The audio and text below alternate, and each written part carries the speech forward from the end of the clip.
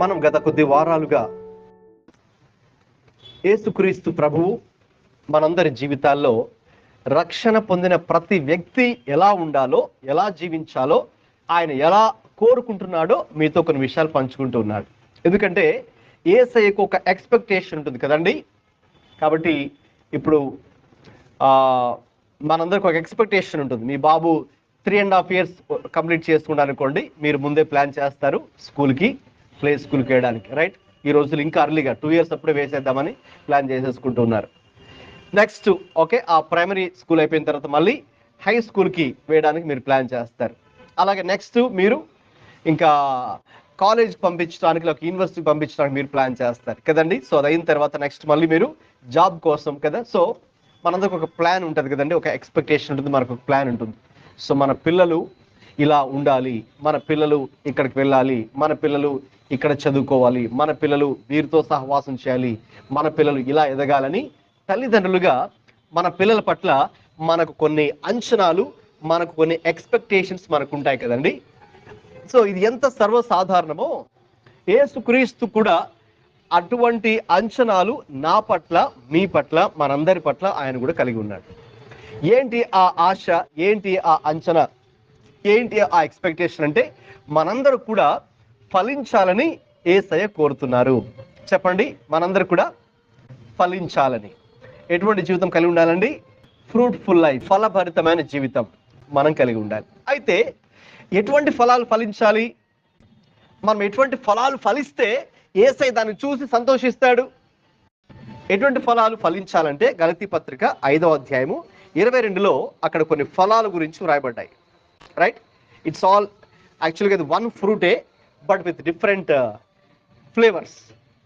One fruit with different flavours. Fruit of the spirit, ఆత్మఫలము. ఆత్మఫలము ఫలిస్తేనే యేసయ్య నిన్ను నన్ను చూసి సంతోషిస్తారు, లేకపోతే ఆయన సంతోషించరు. చదువుతారా ఏంటి ఆ ఫలాలు? అయితే ఆత్మఫలం ఏమనగా ప్రేమ, సంతోషము, సమాధానము, దీర్ఘశాంతము, దయాళుత్వము, మంచితనము, విశ్వాసము, సాత్వికము, చాలండి, ఆశానిగ్రహము. ఇవన్నీ కూడా పరిశుద్ధాత్మ ఫలము యొక్క అనేక ఫ్లేవర్స్. సో మనం ప్రభువుని అంగీకరించిన తర్వాత మన జీవితాల్లో రక్షణ పొందుకున్న తర్వాత ఇక మన జీవితం ఎలా ఉండాలంటే ఈ రీతిగా ఇటువంటి ఫలాలు ఫలించాలి. రక్షణ పొందుకోక మునుపు ఇవేమీ మనలో ఉండవు. ఇంకా చెప్పాలంటే మనలో ఏముంటాయంటే రక్షణ పొందుకోక మునుపు దీనికి ఆపోజిట్ మనలో ఉంటాయి. అవి పై వచనాల్లో ఉన్నాయి, ఓకేనండి. దీనికి అన్ని ఆపోజిట్. ఫర్ ఎగ్జాంపుల్ ప్రేమ, ప్రేమకి ఆపోజిట్ వర్డ్ ఏంటి? ద్వేషం, హేట్ కదా. సో అది మనలో ఉంటుంది. అంటే రక్షణ పొందక మునుపు, సాల్వేషన్ పొందుకోక మునుపు, బోర్న్ అగైన్ ఎక్స్పీరియన్స్, తిరిగి జన్మించిన అనుభవాన్ని పొందుకోక మునుపు, మనము ప్రభువుకి కుమారులుగా కుమార్తెలుగా మార్చబడక మునుపు అయితే అటువంటి కార్యాలన్నీ ఉంటాయి. దీనికి ఆపోజిట్ పై వచనాల్లోనే ఉన్నాయి. అవి ఇక్కడ 18వ వచనం నుంచి 20 దాకా ఉన్నాయి. అయితే మనం రక్షించబడిన తర్వాత ఒక వ్యక్తిలో దేవుడు తన మహాకృపను బట్టి అనుగ్రహించేటటువంటి ఫలాలు, లేకపోతే ఆయన మనలో డిపాజిట్ చేసేటటువంటి కార్యాలు, మనందరిలో కూడా డిపాజిట్ చేసే కార్యాలు ఇవన్నీ కూడా. ఇదివరకే మరి మనం ప్రేమను, సంతోషమును, సమాధానమును, దీర్ఘశాంతమును, దయాళుత్వమును, మంచితనమును, విశ్వాసమును ధ్యానం చేశాం. ఈరోజు ఆ సాత్వికము అనే మాటను ఈరోజు మరి మనం ధ్యానం చేద్దాం. సాత్వికము అనేటటువంటి ఫలం గురించి ఈరోజు మరి మనము పరిశుద్ధాత్మదేవుని సహాయంతో నేర్చుకుందాం. ఇంగ్లీష్ బైబిల్ ఉంటే కూడా ఒకసారి దయచేసి please read that verse in English. Galatians chapter 5 verse 22. ఆ యొక్క మాట అక్కడ ఏముందో చూద్దాం. ఎస్,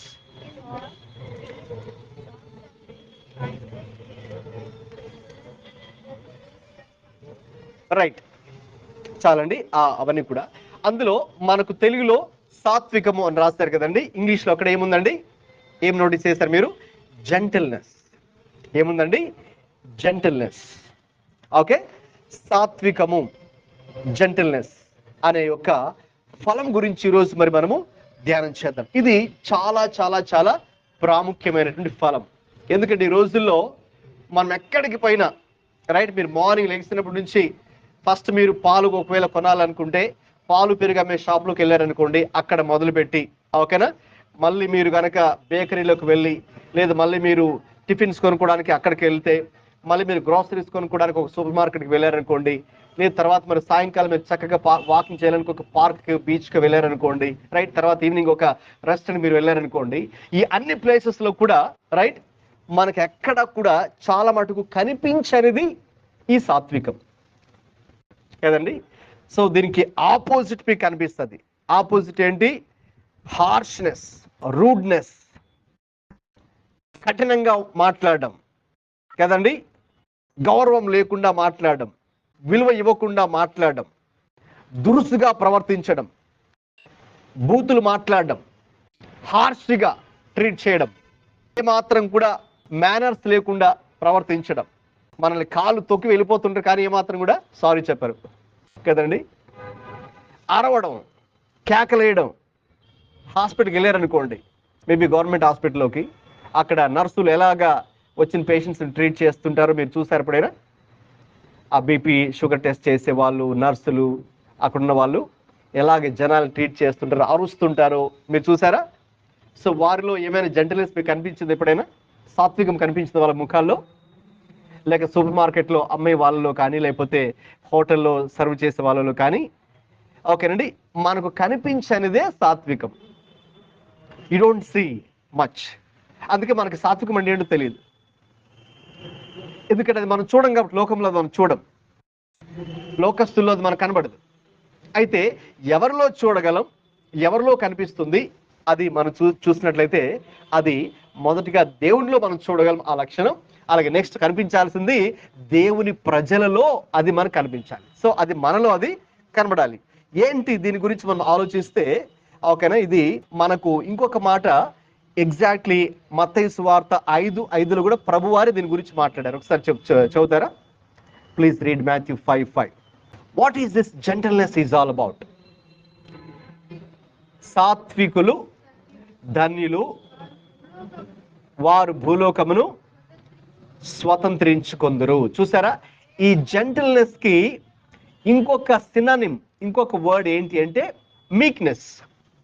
ఓకే, జెంటల్నెస్ కి ఇంకొక సినానిమ్ ఏంటంటే మీక్నెస్. అక్కడ జెంటల్నెస్ అని ఉంది మనకు, సాత్వికము. తెలుగులో సేమ్ అక్కడ ఇక్కడ ఒకటే వర్డ్ ఉంది, సాత్వికము. సో యేసయ్యే సాత్వికం గురించి మాట్లాడారు. సాత్వికులు ఎవరండి? వారు ప్రభు దృష్టిలో గొప్పవారు లేక ధన్యులు. అంటే మామూలు వీరు చాలా గొప్పవారండి, వాళ్ళకేంటంటే బాబు వాళ్ళు చాలా గొప్ప వాళ్ళు అండి అంటుంటాం కదా కొంతమంది గురించి. సో ఆ గొప్పతనం కన్నా కూడా ఇంకా గొప్పతనం ఏంటంటే ధన్యులుగా ఉండడం, ఆ being blessed state. Okay, highest level of, ఓకేనా, ఆ స్టేట్ ఏంటంటే బ్లెస్డ్ స్టేట్ ప్రభు దృష్టిలో. సో ఎవరు గొప్పవారు మరి? సాత్వికులు ప్రభు దృష్టిలో గొప్పవారు, సాత్వికులు గొప్పవారు, రైట్. దీని గురించి సాధారణంగా మామూలుగా డిక్షనరీ మీనింగ్ కనుక మీరు చూస్తే ఏముంటుందండి డిక్షనరీలో? Mild, moderate, soft, delicate, submissive అని మేము చూస్తాం. సున్నితమైన, మెత్తని స్వభావంతో కూడుకున్నటువంటిది అని మనం చూస్తాం. సో మరి ఆ లెక్కలో చూస్తే మరి ఈ సాత్వికము అని చూస్తే మరి మనం సున్నితముగా మెత్తగా ఉంటే ఈ లోకంలో మరి కుదురుతుందా? రైట్. సాధారణంగా ఏమంటారంటే మన ఈ లోకంలో మనం ఉండాలంటే, మనం జీవించాలంటేనండి, మనం మెత్తగా ఉంటే సరిపోదు, సాఫ్ట్గా ఉంటే మనకు కుదరదు, డెలికేట్గా ఉంటే మనకు కుదరదు. కాబట్టి సాఫ్ట్గా ఉండకుండా దానికి ఆపోజిట్ ఎలా ఉండాలి? చాలా రఫ్గా ఉండాలి, రూడ్గా ఉండాలి. అప్పుడే మరి మనం ఓకేనా, మనం రాణించగలం ఈ లోకంలో. అప్పుడే మరి మనం ముందు ఉండగలం, మన చేయి పైన ఉంటుంది. అప్పుడే మనం ఏదైనా కూడా సాధించి మనం ముందుకు వెళ్దాం. ఓకేనా? మెత్తగా ఉంటే, సాత్వికంగా ఉంటే, ఓకే, లేకపోతే సున్నితంగా ఉంటే పనులు అవుతాయా? మనకు అవ్వవు.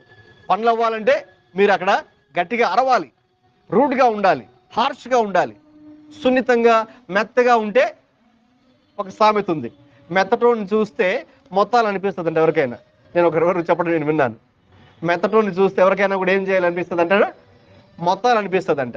వీడు చాలా మెత్తగా ఉన్నాడు, చాలా అమాయకంగా ఉన్నాడు, కాబట్టి వీడు మనం ఒక ఫుట్బాల్ ఆడుకోవచ్చు, వీడు మాకు ఆట ఆడుకోవచ్చు అని జనాలు ఏం చేస్తారు, వాళ్ళ అమాయకత్వాన్ని, వాళ్ళ మంచితనాన్ని, వాళ్ళ మెతకతనాన్ని, మెత్తని తత్వాన్ని జనాలు ఏం తీసుకుంటారండి, అడ్వాంటేజ్ తీసుకుంటారు. కాబట్టి మనం అలా ఉండకూడదండి, మనం అలా ఉంటే కుదరదు. కాబట్టి మనం చాలా హార్ష్గా ఉండాలి, రఫ్గా ఉండాలి, దురుసుగా ప్రవర్తించాలి అని ఎవరంటారు? ఈ లోక ప్రజలు అంటారు, అన్యులు అంటారు, దేవుని ఎరగని వాళ్ళు అంటారు. మనం కాదు, వాక్యం కాదు, యేసయ్య కాదు. ఈ లోకస్తులు అలా అనుకుంటారు. మనం మెత్తగా ఉంటే, జెంటిల్గా ఉంటే, మీక్గా ఉంటే, meekness they consider as a weakness. So weakness ఎలా చూస్తారండి వాళ్ళు? ఒక వీక్నెస్ కి చూస్తారు. మరి బైబిల్ ప్రకారం వీక్నెస్ ఒక వీక్నెస్సా? కాదు. Weakness is a strength. Weakness is not a weakness. మీకు అర్థమవుతుందా? అంటే సాత్వికము, ఆ జెంటిల్నెస్, ఆ మృదు స్వభావము, ఆ మెత్తని స్వభావము ఏదైతే ఉందో అది దేవుని దృష్టిలో గొప్పది. ఈ లోకపు దృష్టిలో వాళ్ళు దాన్ని వీక్నెస్ గా చూస్తారు. అయితే ఈ రోజున దేవుని దృష్టిలో ఎందుకు గొప్పదో మీతో నేను పంచుకోవాలని ఆశపడుతున్నాను. ఎందుకు దేవుడు మనలను కూడా అలా జెంటిల్ గా ఉండాలని ఆశిస్తూ ఉన్నారో, జెంటిల్ గా ఉండాలని ఆశిస్తూ ఉన్నారో మరి మనం ఈ రోజున వాక్యంలో నుంచి చూద్దాం. తర్వాత దానికంటే ముందు అసలు వాట్ జెంటిల్నెస్ ఈజ్ నాట్ అంటే, ఈ యొక్క సాత్వికం అంటే ఏది కాదో కూడా మనం ఫస్ట్ మీతో నేను చెప్పాలి. సాత్వికం అంటే ఏదో చెప్పడానికంటే ముందుగా సాత్వికం అంటే ఏది కాదు, వాట్ మీక్నెస్ ఈజ్ నాట్, లేకపోతే what gentleness is not. So gentleness, meekness ఏది కాదంటే, ఇప్పుడు చూడండి నేను చెప్తున్నాను, మృదు స్వభావము, మెత్తని స్వభావము. ఓకే, సో అయితే సాత్వికం అంటే ఏది కాదంటే త్వరగా మోసపోవడం. సాత్వికం అంటే త్వరగా మోసపోయేది కాదు. ఇప్పుడు చూడు కొంతమంది, ఓకేనా, మన దగ్గరికి వచ్చి అబ్బో వీళ్ళు మంచిగా ఉన్నారులే, ఏది చెప్తే అది నమ్ముతారులే అని, ఓకేనా, వాళ్ళు అమ్మాలనుకున్న ప్రోడక్ట్ అమ్మడానికి చాలా కన్విన్స్ చేస్తారు. లేకపోతే ఏదో ఇంకోటి మీరు అదో ఇదో చేయండి అన్నట్టుగా. సో అంటే దాని అర్థం మనం జెంటిల్గా ఉన్నామంటే అర్థం ఎవరు ఏది చెప్తే అది నమ్మి మోసపోయేది కాదండి. మళ్ళీ ఎలా కాదు, అలా అర్థం చేసుకోకూడదు. జెంటిల్నెస్ అంటే త్వరగా మోసపోయేది కాదు. అక్కడ మనకేముండాలి? వివేచన కలిగి ఉండాలి. అలాగే అమాయకత్వం కూడా కాదు జెంటిల్నెస్ అంటే. మృదు స్వభావం అంటే అమాయకత్వం కాదు. అంటే ఓకే వీళ్ళు మనం ఈజీగా మోసం చేసేయచ్చు, వీళ్ళ అమాయకుడు, ఈ బాబు అమాయకుడిలా కనబడుతున్నాడు కాబట్టి ఓకేనా జెంటిల్గా ఉన్నాడు కాబట్టి నేను మోసం చేసేయచ్చు అని ఏదో ఒకటి చెప్పి నమ్మించి మోసం చేసేది కాదు. సో అంటే వాళ్ళు చెప్పే మాటలు నమ్మి అమాయకంగా ఉండడం కూడా కాదు, అమాయకంగా ఉండడం కూడా కరెక్ట్ కాదు. త్వరగా మోసపోయేది కూడా జెంటిల్నెస్ కాదు, సాత్వికం కాదు. తర్వాత ఎవరేది చెప్తే అది నమ్మడము కూడా, నమ్మి ఆ ప్రకారం చేయడం కూడా ఏంటి? జెంటిల్నెస్ కాదు. ఎందుకంటే కొంతమంది అలా అనుకుంటారు కదా, సాత్వికం అంటే ఎవరైతే చెప్తే అది నమ్మడం, ఎవరైతే చెప్తే అది చేసేయడం, లేకపోతే అమాయకంగా ఉండడం. ఓకే, నో, అది కాదనమాట. ఓకే, మనము ఎవరైతే చెప్తే అది నమ్మకూడదు, అమాయకంగా కూడా ఉండకూడదు, మనము త్వరగా మోసపోయే వారిగా ఉండకూడదు. వారు చెప్పిన దాన్ని మనం ఏం చేయాలి? వివేచించాలి. ఒకరు వచ్చి మన దగ్గరకు వచ్చి మీరు ఇది చేయండి, ఈ బిజినెస్ చేయండి, లేకపోతే ఇంత మీరు ఇది చేయండి, అలా చేయండి, ఇలా చేయండి అని రకరకాలు చెప్తున్నారు కదా. ఈ రోజుల్లో మార్కెటింగ్ ఇది చాలా వచ్చేసాయి కదా. కాబట్టి వాటిని ఏం చేయాలి? మీరు వివేచించాలి. You have discernment. త్వరగా వాళ్ళు ఎవరైతే చెప్తే నమ్మేసి అలా చేసేది కాదు, అది జెంటిల్నెస్ కాదు. ఓకే, అక్కడ మనకు వివేచన ఉండాలి. వివేచించి వాళ్ళు చెప్పేది కరెక్టా కాదా, వాళ్ళు చెప్పేది సత్యమా అబద్ధమా, వాళ్ళు మోసపూరితంగా చెప్తున్నారా, జెన్యున్గా ఉన్నారా, అంతే కదండి. వివేచన అంటే అదే కదా, మంచి ఏంటి చెడు ఏంటి తెలుసుకునే ఒక కెపాసిటీ. ఓకే, డిజర్న్మెంట్, వివేచన. వివేచన చెప్పాలంటే ఆత్మీయ వరాలు, అదొక వరం కూడా. కాబట్టి దేవుని ప్రజలకు, విశ్వాసులకు అది ఉండాలి. సో సాత్వికం అంటే అలాగే ఎవరైతే చెప్తే అది నమ్మేసి చేసేది కాదు, లేక సాత్వికం అంటే అమాయకంగా ఉండడం కాదు. సాత్వికం అంటే ఇంకా ఇవన్నీ త్వరగా మోసపోయేది కూడా కాదండి. ఎందుకంటే యేసయ్య అన్నారు, మీరు పావురం వలె ఎలా ఉండాలి? నిష్కపటులుగా ఉండాలి. అదే సమయమందు పాము వలె ఎలా ఉండాలండి? పాములో ఉన్న ఒక ప్లస్ పాయింట్ ఏంటి? అది విషపూరితమైందే, అది మైనస్ పాయింటే. అయితే అందులో ఒక ప్లస్ పాయింట్ ఉంది, దాన్ని యేసయ్య మాట్లాడారు. మీరు పాము వలె కూడా మీరు ఉండాలి. ఎలాగా? వివేకులై ఉండాలి. వివేకులై ఉండాలి అంటే ఏంటి? ఇక్కడ ఫర్ ఎగ్జాంపుల్ నేను ఇలా నడుచుకుంటూ వెళ్తున్నాను అనుకోండి, ఒకవేళ అక్కడ పాము అక్కడ ఉందనుకోండి, ఓకేనా, ఒక 100 feet డిస్టెన్స్లో ఉన్నప్పటికీ కూడా పాము అది నా అడుగుని పసిగట్టేస్తుంది. పసిగట్టి ఓహో ఎవరో వస్తున్నారు, నడుచుకుంటూ వస్తున్నారు, కాబట్టి నేనేం చేయాలి, తప్పించుకోవాలి అని అది జాగ్రత్త పడుతుంది పాము. సో పాముకి వివేచన ఉంటుంది. ఆ వివేచన త్వరగా పసిగట్టడం, ఓకే, సమస్య రాకముందే, సమస్య వచ్చిన తర్వాత కాదు, సమస్య రాకముందే పరిస్థితిని పసిగట్టి దానికి తగ్గట్టుగా అడుగులు మనం వేయాలి, దానికి తగ్గట్టుగా మనము నిర్ణయాలు తీసుకోవాలి. చేతులు కాలిన తర్వాత ఆకులు పట్టుకొని అయ్యో అంత అయిపోయింది అయ్యి అని మనం ఏడిస్తే ప్రయోజనం లేదు.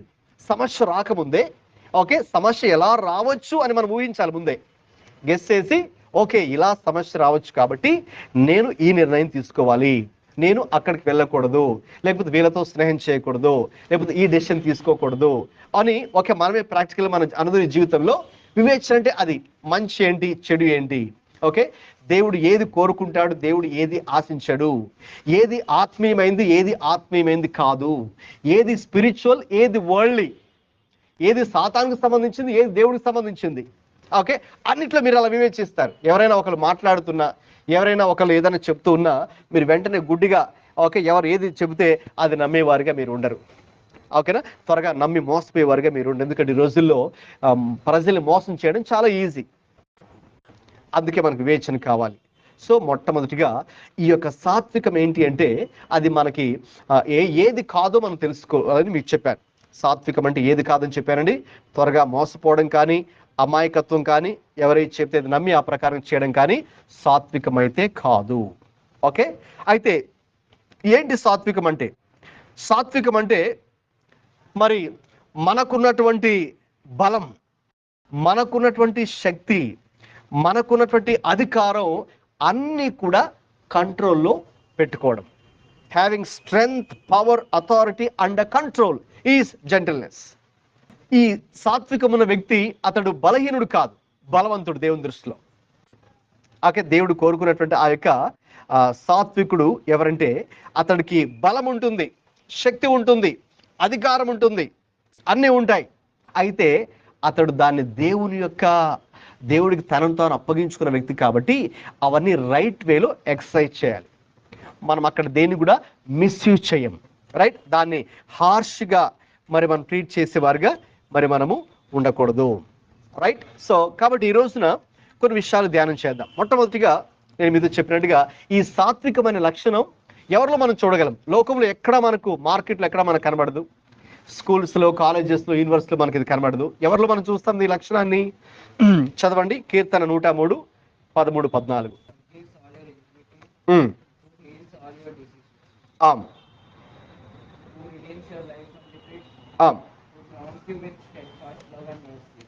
Okay, verse 10.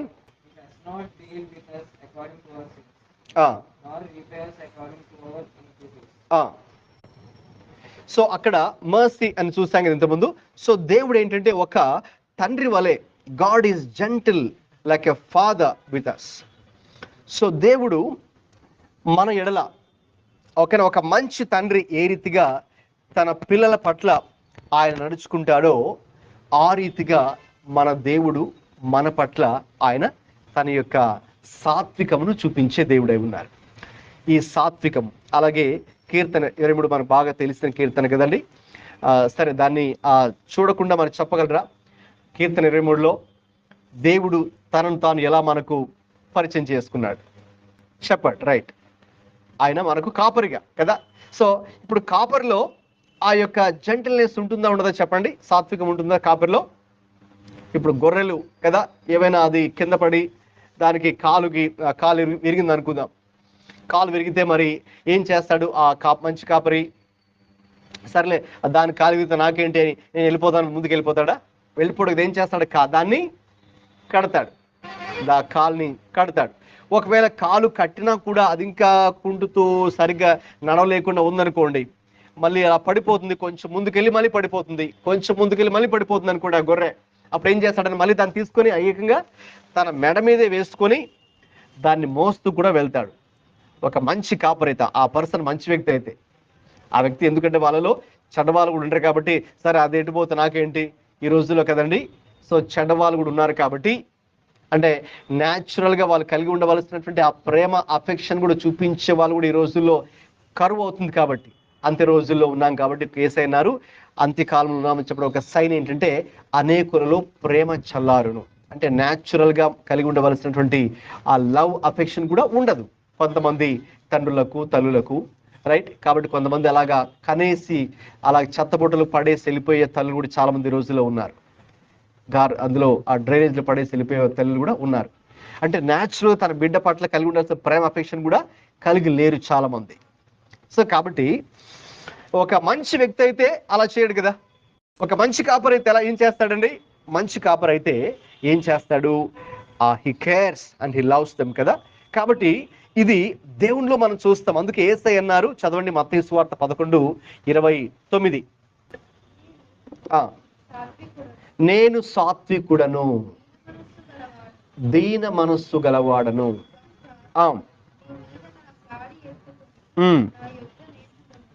ఇంగ్లీష్ చదవండి అమ్మా.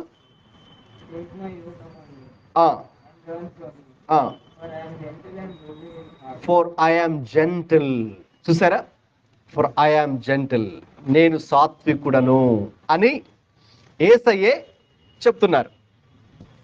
యేసయ్యే తన గురించి తాను ఎలా పరిచయం చేసుకుంటున్నారంటే, నేను సాత్వికుడను, దీన మనస్సు గలవాడను, నా యొద్దకు రండి, నా యొద్ద నేర్చుకోండి, నన్ను చూడండి, నాలో ఆ జెంటిల్నెస్ మీరు ఎలా చూస్తూ ఉన్నారో, రైట్, నాలో ఆ యొక్క ఆ లక్షణం ఎలా మీరు చూస్తూ ఉన్నారో అని యేసయ్యే తనను తాను ఒక సాత్వికుడిగా మనకు పరిచయం చేసుకుంటున్నారు. కాబట్టి అసలు ఈ లక్షణం సాత్వికం అనేది ఎవరిలో మనం చూడగలమండి? దేవునిలో చూడగలం, యేసయ్యలో చూడగలం. కాబట్టి లోకంలో ఎక్కడ మనకు ఆ జెంటిల్నెస్ మనకు కనబడదు. కనబడిన చాలా తక్కువే, పర్సంటేజ్ చాలా తక్కువే. యేసయ్యలో you see perfect example of gentleness. ఓకేనండి. సాత్వికం అనేది పూర్తి స్థాయిలో ఎవరిలో మనం చూస్తామండి? యేసుక్రీస్తులో చూస్తాం. ఆయన ఎంత సాత్వికం కలిగిన దేవుడు. లేక దీనికి ఇంకొక మాటలో చెప్పాలి అంటే తగ్గింపు అని కూడా చెప్పచ్చు మనం. సాత్వికానికి ఇంకొక మాట ఏంటంటే చెప్పండి, తగ్గింపు, హంబల్నెస్, హ్యూమిలిటీ, హంబల్నెస్, తగ్గింపు అని కూడా మనం చెప్పచ్చు ఈ యొక్క సాత్వికానికి. కాబట్టి ఆ యొక్క తగ్గింపు లేక ఆ సాత్వికము యేసుక్రీస్తులోనే మనకు కనబడుతుంది. చెప్పాలంటే మరి ఆయన దేవాది దేవుడు కదండి. ఆయన మరి చెప్పాలంటే నేను చెప్పాను మీకు ముందే, జెంటిల్నెస్ అంటే ఏదో బలహీనత కాదండి, ఇట్స్ అ స్ట్రెంగ్త్ అని చెప్పాను. ఎందుకంటే ఇప్పుడు దేవుడు యేసయ్య అన్న నేను సాత్వికుడనని. ఇప్పుడు యేసయ్య ఎవరు చెప్పండి? యేసయ్య ఎవరు? ఈజ్ అ క్రియేటర్, సృష్టికర్త కదండి. సృష్టికర్త అంటే ఆయనకి జ్ఞానం ఉందా? Yes, is omniscient, all knowing God. అలాగే ఆయన ఎవరు? సర్వవ్యాప్తి, అంటే అన్ని చోట్ల ఉన్న దేవుడు. అలాగే ఆల్ పవర్ఫుల్, ఓమ్నిపోటెంట్, ఓమ్నిషియంట్, అంటే అన్ని చేయగలడు. ఆయన ఏదైనా చేయగలడు. ఆయనకి శక్తి ఉంది, అధికారం ఉంది. సో ఆయన శక్తి, అధికారము అన్నీ ఉన్నప్పటికీ కూడా అవన్నీ కంట్రోల్లో ఆయన ఉంచుకొని దేని కలిగి ఉన్నాడండి? తగ్గింపును, దీనత్వమును, సాత్వికమును ఆయన కలిగి ఉన్న దేవుడు. హల్లెలూయా. కాబట్టి సాత్వికం అంటే అది.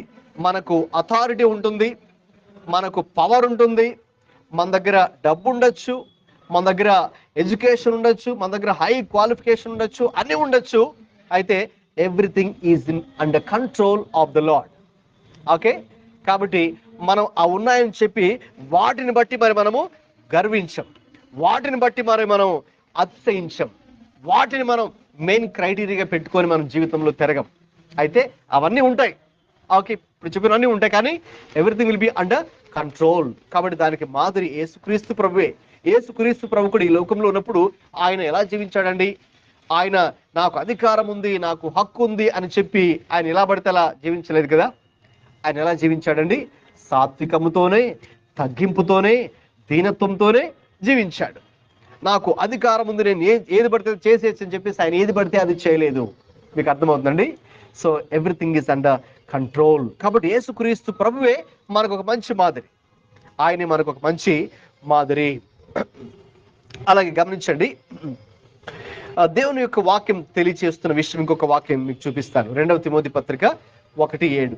2 Timothy chapter 1 verse 7. ఈ యొక్క gentleness is considered as a strength. Let us see how it is considered as a strength. Read that.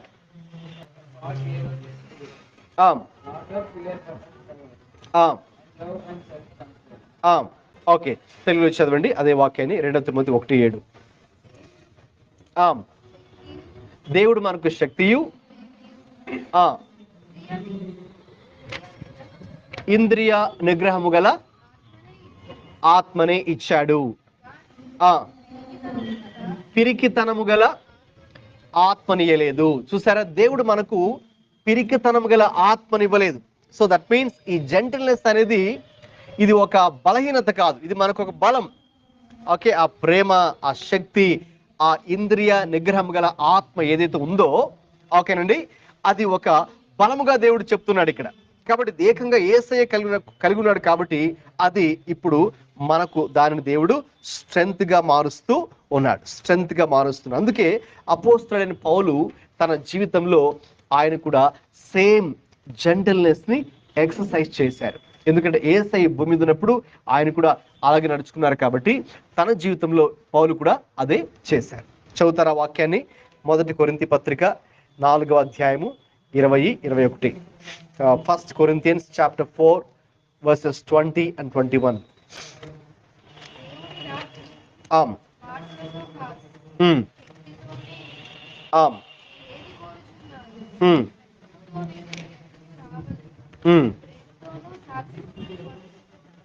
చూసారా, సాత్వికమైన మనస్సు.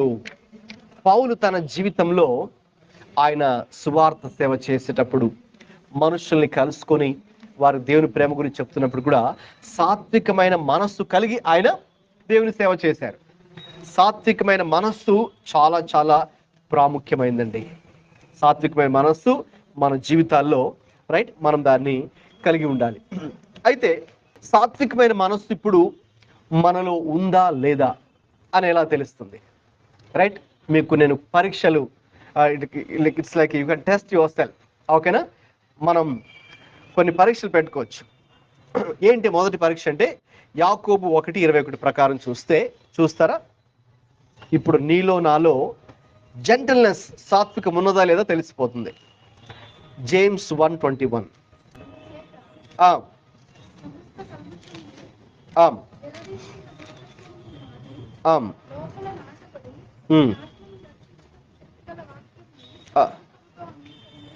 శక్తిగల వాక్యమును సాత్వికముతో అంగీకరించుడి అని ఉంది కదండి. సాత్వికముతో అంగీకరించుడని. సో ఇప్పుడు మనకు మనమే పరీక్ష పెట్టుకోవచ్చు, నాలో సాత్వికం ఉందా లేదా? Do I have a teachable spirit? మనకు నేర్చుకునే మనస్సు ఉందా? మనకు నేర్చుకునే మనస్సు ఉన్నదా? సో మనలో ఆ నేర్చుకునే మనస్సు గనక ఉంటే ఓకే, నాలో సాత్వికం ఉంది అని గ్రహించాలి. నాలో నేర్చుకునే మనస్సు లేదు అంటే మాత్రం నాలో సాత్వికము లేదు. ఎందుకంటే ఇక్కడ యాకోబు చెప్తున్న మాట కూడా ఏంటంటే, మరి మనం దేవుని యొక్క వాక్యమును సాత్వికముతో మరి మనము అంగీకరించాలి, సాత్వికంతో అంగీకరించాలి. అందుకే చూడండి, మీరు దేవుని వాక్యాన్ని చదువుతున్నప్పుడు కావచ్చు, పర్సనల్గా మీ ఇంట్లో కావచ్చు, లేదు ఇలాగా మనం చర్చ్కి వచ్చినప్పుడు నేను మీకు వాక్యాన్ని టీచ్ చేస్తున్నప్పుడు, ప్రీచ్ చేస్తున్నప్పుడు కావచ్చు, దేవుడు మీతో కొన్ని విషయాలు మాట్లాడుతూ ఉంటారు. యాక్చువల్గా చెప్పాలంటే నేను వాక్యాన్ని చెప్తున్నప్పుడు దేవుడు నాతో కొన్ని విషయాలు మాట్లాడుతుంటారు. అలా వింటున్నప్పుడు మీతో కూడా కొన్ని విషయాలు దేవుడు మీతో అందుకే వాక్యము 2 అంచుల ఖడ్గం. ఈ వాక్యం చెప్తున్నప్పుడు మీకు ఒక్కరికే కాదు, ఇటు నాకు లోపలికి వెళ్తూ ఉంటుంది, లోపలికి దూసుకెళ్తూ ఉంటుంది. అలాగే మీరు వింటున్న మీకు కూడా వాక్యం లోపలికి వెళ్తూ ఉంటుంది. ఎందుకంటే వాక్యము డబుల్ ఎడ్జ్డ్ స్వర్డ్ కదండి, 2 అంచుల.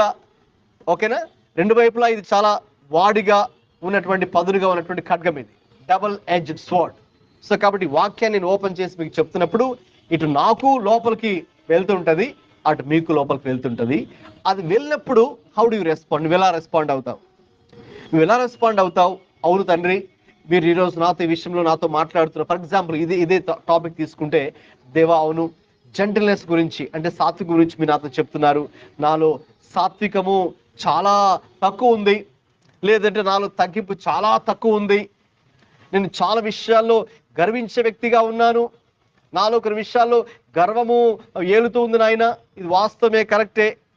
కాబట్టి ప్రభువా, ఇప్పుడు నేను దానికి బదులుగా నేను అలా కాకుండా నేను సాత్వికంగా ఉండడానికి నాకు సహాయం చేయి తండ్రి అని గనక మన హార్ట్ని, హృదయాన్ని యథార్థంగా గనక మీరు చూసి అంగీకరిస్తే గనక దట్ మీన్స్ మీలో సాత్వికం ఉన్నదని అర్థం, రైట్?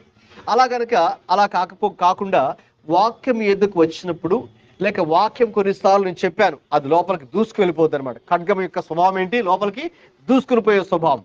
కొన్నిసార్లు వాక్యం మనల్ని ఏం చేస్తుంది? ఖండిస్తుంది, తప్పు దిద్దుతుంది. 2 తిమోతి 3:16 ప్రకారం కదండి. నీతి యందు శిక్ష చేస్తుంది, మనకు ట్రైనింగ్ ఇస్తుంది, కొన్ని విషయాలు మనల్ని గట్టిగా మాట్లాడి గద్దిస్తుంది. కొన్ని వాక్యాలు, నువ్వు ఇలా తప్పు చేస్తున్న విషయంలో నువ్వు మార్చుకో అన్నట్టుగా దేవునికి వాక్యం మనల్ని గద్దిస్తుంది. అప్పుడు ఏం చేయాలి? గద్దింపు మనం ఏం చేయాలండి? లోబడాలి. కరెక్టే ప్రభువా, నేను ఈ విషయంలో వెనకంజలో ఉన్నాను, లేక ఈ విషయంలో నేను తప్పు చేస్తున్నాను, లేకపోతే ఈ విషయంలో నేను అది ఆ లక్షణం నాలో లేదు, కాబట్టి నన్ను క్షమించండి, లేకపోతే నాకు ఈ అలవాటు నేర్పించండి, ఈ గుణం నాలో పెట్టండి, నాకు సహాయం చేయండి అని మనం ఆ విషయంలో దేవుని దగ్గర అడగాలి. సో ఆ నేర్చుకునే మనస్సు, ఆ టీచబుల్ స్పిరిట్ మనలో ఉంటే మనలో ఆ యొక్క జెంటిల్నెస్ ఉన్నట్లు అని మనము అర్థం చేసుకోవాలి. మరి 1 యోహాను 1:8 ప్రకారం మనం చూస్తారా? 1 యోహాను 1:8, మనము పాపము లేని వారమని చెప్పుకొని ఎడల, చూసారా, మనల్ని మనమే మోసపుచ్చుకుందుము మరియు మనలో సత్యం ఉండదు. చూసారా, దేవుని వాక్యం మన దగ్గరికి వచ్చినప్పుడు తప్పకుండా మనలో ఉన్నటువంటి లోపములు, పాపములు, అతిక్రమాలు, ఎక్కడైతే మనం రూల్స్ అండ్ రెగ్యులేషన్స్ బ్రేక్ చేస్తూ ఉన్నామో, ఎక్కడైతే ఆయన కట్టడాలు మితిమీరి మన ఇష్టానుసారంగా ప్రవర్తిస్తున్నామో, ఆ విషయంలో వాక్యం మన దగ్గరికి వచ్చినప్పుడు తప్పదు, మనకు ఒప్పుకోవాల్సిందే, రైట్? అలా కాకుండా నాలో ఏ పాపము లేదండి, నేను పర్ఫెక్ట్ అండి, నాలో ఏ మిస్టేక్ లేదు అని ఎవరైనా చెప్పగలరా? చెప్పండి. Can anybody claim that they are totally perfect? Nobody కదండి. ఒకవేళ వాళ్ళు కనుక నేను పర్ఫెక్ట్ అని కనుక క్లెయిమ్ చేస్తే ఈ వాక్యం ప్రకారం ఎవరండి వాళ్ళు ఏం చెప్తున్నట్టు?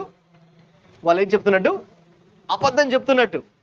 ఎందుకంటే చాలా స్పష్టంగా ఉంది కదా, మనము పాపము లేని వారమని చెప్పుకొని ఎడల మనము ఎవరు?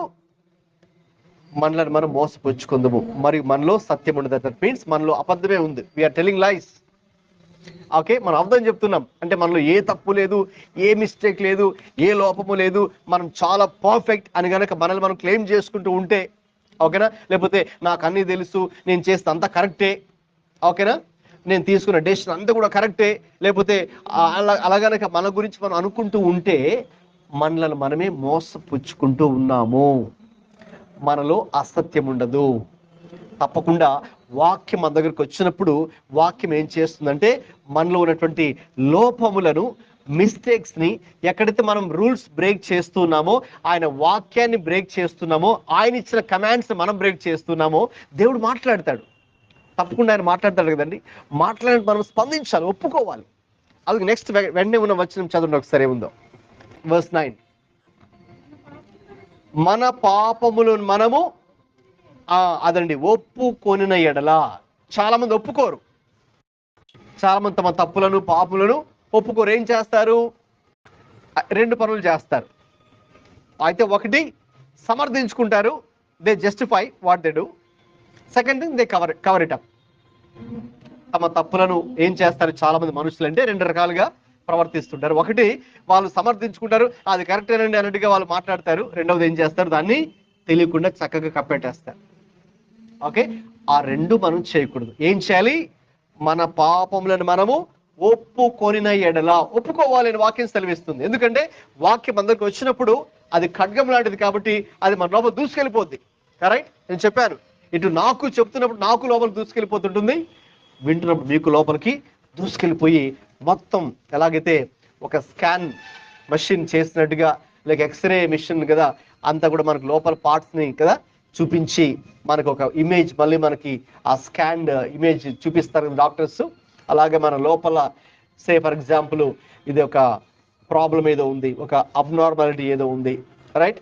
సో అది మనకు క్లియర్ కనిపిస్తుంది. లేదు ఒక చోట ఒక మేకు దిగి మాకు కనిపిస్తుంది లోపల, సో కాబట్టి దాన్ని ఇప్పుడు సర్జరీ చేసి ఆ మేకును బయట తీయాలి. సో ఎక్స్రేలో కనిపించేస్తుంది ఒక గుండు పిన్ను ఒక లోపల ఇరుక్కుంది, సో బయటకు తీయాలి. సో యాజ్ ఇట్ ఈస్గా లోపల ఎలాగైతే ఉందో ఆ ఎక్స్రే చూపిస్తుంది కదండి, సేమ్ బైబిల్ కూడా అంతే.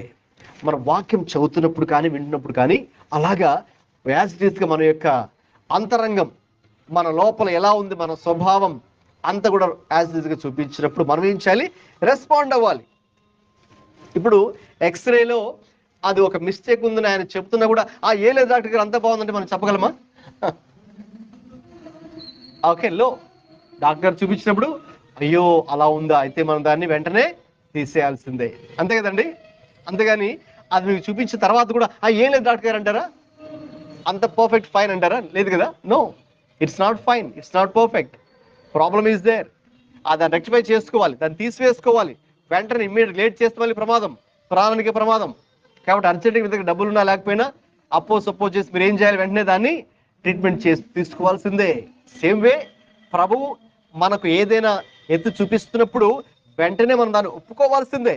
అక్కడ మనం దాన్ని జస్టిఫై చేసుకోలేం, మనం ఇంకా దాన్ని కవరప్ చేయలేం. అర్థమవుతుందండి. సో కాబట్టి మనలో ఈ యొక్క సాత్వికం ఉన్నది అని ఎలా తెలుస్తుందంటే, వాక్యము మన దగ్గరికి వచ్చినప్పుడు ఆ వాక్యం విషయంలో నువ్వు ఎలా స్పందిస్తున్నావు, ఆ వాక్యానికి లోబడుతున్నావా, లోబడే మనస్సు నీకున్నదా, లేకపోతే ఆ వాక్యానికి లోబడకుండా ఇది నాకు కాదులే, లేదు పక్క వాళ్ళకులే అనుకుని కొన్నిసార్లు, లేకపోతే లేదు దేవుడు చెప్పినా కూడా దానికి స్పందించకుండా మనం ఉన్నట్లయితే మనలో సాత్వికము లేనట్టు. ఎందుకంటే సాత్వికంతో ఉన్న వ్యక్తి ఏం చేస్తాడు? You will be sensitive, okay, to others, especially to God. అంతే కదండి. మనము సాత్వికంతో ఉన్నామంటే మనం ఇంకా రఫ్గా మనం ఉండం, ఓకే, దురుసుగా మనం ఇంకా ప్రవర్తించాం. ఏం చేస్తాం? దేవుడు ఎప్పుడు చెబుతాడో దానికి వెంటనే స్పందిస్తాం. అదనమాట జెంటిల్నెస్లో ఉన్న ఒక మంచి లక్షణం ఏంటంటే, దేవుడు మనతో ఒక మాట చెప్పిన వెంటనే మనం దాన్ని గ్రహిస్తాము, గ్రహించి ఆ ప్రకారంగా అడుగులు ముందుకు వేయాలి. ఎక్కడ ఏది సరి చేసుకోవాలో అది సరి చేసుకోవాలి, ఎక్కడ ఏ విషయానికి లోబడాలో అక్కడ లోబడాలి, ఎక్కడ ఏ తప్పు మనం ఒప్పుకోవాలో అది ఒప్పుకోవాలి, రైట్. సో అప్పుడు మాత్రమే మనలో జెంటిల్నెస్ ఉన్నట్టు అర్థము. కాబట్టి ఈ జెంటిల్నెస్, సాత్వికం అనేది ఏ విషయంలో కనిపించాలి అంటే, ఈ విషయంలో ఎలా మనం ఎదగాలి అంటే, దేవుడు మనతో ఒక మాట చెబుతున్నప్పుడు, ఆయన వాక్యం మన ఎదుకు వచ్చినప్పుడు ఆ వాక్యానికి తగినట్టుగా మనము రెస్పాండ్ అవ్వాలి. అందుకే వాక్యం విన్న ప్రతిసారి కూడా మనం ప్రతి ఆదివారం కూడా చివరిలో మనం ఏం చేస్తున్నాము? మోకరించి సమర్పణ ప్రార్థన చేస్తున్నాం కదా. ఎందుకు? ఆ దేవుడు ఆ రోజు ఆ వాక్యం ద్వారా దేవుడు మనతో మాట్లాడినప్పుడు, ఆ వాక్యం మన లోపలికి వెళ్ళినప్పుడు, దేవా మరి ఈ విషయంలో నీవు నాతో మాట్లాడావు తండ్రి, కాబట్టి నాకు ఈ విషయంలో సహాయం చేయి, నేను ఈ విషయంలో స్ట్రగుల్ అవుతున్నాను అని యథార్థంగా ఒప్పుకోవాలి. మనం ప్రభు దగ్గర యథార్థ స్థితిని ఒప్పుకోవాలి. ఎందుకంటే ప్రభు దగ్గర మనం ఏది దాచలేం కదండి. ప్రభు దగ్గర మనం ఏది కూడా కవరప్ చేయలేం. ప్రభు దగ్గర మనం జస్టిఫై చేయలేం, మనం సమర్థించుకోలేం. దేవుడి ముందు, మనుషుల ముందు అది చెల్లచ్చేమో, కానీ దేవుడి ముందు మనం ఏది కూడా సమర్థించలేము, దాన్ని కప్పిపుచ్చలేము. అయితే ఉన్నది ఉన్నట్టుగా వాస్తవాన్ని ప్రభు దగ్గర ఒప్పుకొని ఆయన దగ్గర సహాయం అడిగితే ఆయన తప్పకుండా మనకు సహాయం చేస్తాడు. హల్లెలూయా. కాబట్టి సాత్వికము అన్నప్పుడు ఒక ప్రాముఖ్యమైనటువంటి అర్థం ఏంటంటే, దేవుడు నీతో మాట్లాడుతున్నప్పుడు, లేక దేవుని వాక్యం నీ దగ్గరకు వచ్చినప్పుడు నువ్వు ఎలా స్పందిస్తున్నావు, నువ్వు దానికి లోబడుతున్నావా లేదా, ఆ వర్డ్ నువ్వు తీసుకుంటున్నావా, రిసీవ్ చేసుకుంటున్నావా లేదా, లేకపోతే ఇది ఎవరికోలో నాకు కాదులే నీవు అనుకుంటున్నావా, లేకపోతే పర్వాలేదులే దేవుడు మాట్లాడుతున్నప్పుడు చాలా మంది పట్టించుకోరు. They are not sensitive. That means okay, if you are gentle you are sensitive కదండి. ఇప్పుడు మామూలుగా నేను చెప్పాను, సాధారణంగా మనుషులు చాలా దురుసుగా మాట్లాడుతుంటారు బయట, అదేం పెద్దగా వాళ్ళు that means they are not sensitive కదండి. అంటే వాళ్ళు ఏంటంటే వాళ్ళ గురించి ఆలోచిస్తారు, వాళ్ళ గురించే ఆలోచిస్తారు. వాళ్ళు ట్రాఫిక్లో కనుకుంటే అసలు వాళ్ళే ముందు వెళ్ళిపోవాలి. అంటే మీకు డాష్ ఇచ్చి కూడా వాళ్ళు వెళ్ళిపోవాలని చూస్తారు. మిమ్మల్ని ఇబ్బంది పెట్టైనా మీ వెహికల్కి డాష్ ఇచ్చి కూడా వాళ్ళు వెళ్ళిపోవాలని చూస్తారు. అంటే అసలు వేరే వాళ్ళని అసలు పట్టించుకోరు కదండి ఈ రోజుల్లో. కాబట్టి నీవు జెంటల్గా ఉన్నావు అంటే సాత్వికం నీలో ఉందంటే అర్థం ఏంటంటే నీవు మరి సెన్సిటివ్గా నీవు ఉంటావు. అంటే ఇతరుల పట్ల కానీ దేవుడి పట్ల కానీ. ఫస్ట్ ఆఫ్ ఆల్ దేవుడి పట్ల అంటే దేవుడు నా గురించి ఏమనుకుంటున్నాడు, దేవుడు మరి నేను దేవుణ్ణి ఎక్కడ ఇబ్బంది పెడుతున్నాను, దేవుణ్ణి ఎక్కడ నేను గాయపెడుతున్నాను, దేవునికి ఎక్కడ నేను సరిగ్గా నడుచుకోవట్లేదు, అది నీవు ఆయన చెప్తున్నప్పుడు నువ్వు దాన్ని ఏం చేసుకుంటావు, సరి చేసుకుంటావు. Same way you will also దేవునితో మనం సరిగ్గా ఉంటేనండి ఆటోమేటిక్గా చెప్పండి ఇతరులతో కూడా మరి మనము సరిగ్గానే ఉంటాం. దేవునితో ఆ జెంటల్నెస్ని దేవుడి దగ్గర మనం కనపరిచినప్పుడు ఆటోమేటిక్గా మన పొరుగు వారి ఎడల కూడా మనం ఎలా నడుచుకుంటామండి, జెంటల్గానే మరి మనము నడుచుకుంటాం. You will be sensitive to others needs. ఓకేనండి. సో మనం అప్పుడు ఇంకా ఎలా పడితే అలాగే వాళ్ళతో మరి మనము మాట్లాడడం, లేకపోతే హార్ష్గా మనం ఇంకా కఠినంగా దురుసుగా లేక మనకి ఇష్టం వచ్చినట్టు లేక బయట వాళ్ళు మా బూతులు మాట్లాడుతున్నట్టు మనం ఇంకా అవన్నీ కూడా చేయం. మనం హార్ష్గా ఉండం. మనం ఎలాగండి జెంటిల్గా ఉంటాం. నేను చెప్పాను ముందు జెంటిల్నెస్ అనేది వీక్నెస్ కాదు, ఇట్స్ యువర్ స్ట్రెంగ్త్. అర్థమవుతుందండి. నీవు జెంటిల్గా ఉన్నావు అంటే ఓకే ఏం చేయాలండి, అది దాన్ని ఎలా కన్సిడర్ చేయాలి, స్ట్రెంగ్త్గా పరిగణించాలి. ఓకేనండి. తర్వాత రెండో విషయంలోకి వెళ్దాం.